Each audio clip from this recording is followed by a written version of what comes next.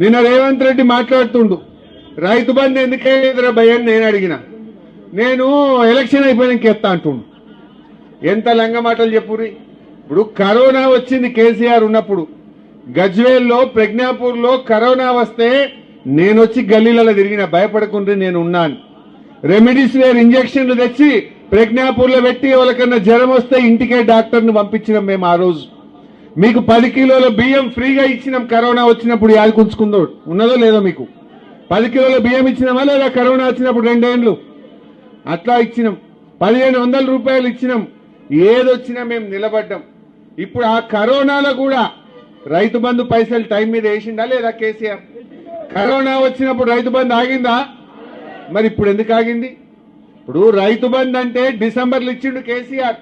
ఇప్పుడు జనవరి అయిపోయి ఫిబ్రవరి వచ్చింది. నారు పోస్తిమి, దుక్కు దున్నితిమి, నాట్లు పడే, కలుపు తీస్తిమి, మందు కూడా వేస్తిమి, ఇంకా రైతు బంధు పడకపోయా. ఇది మోసం కాదా?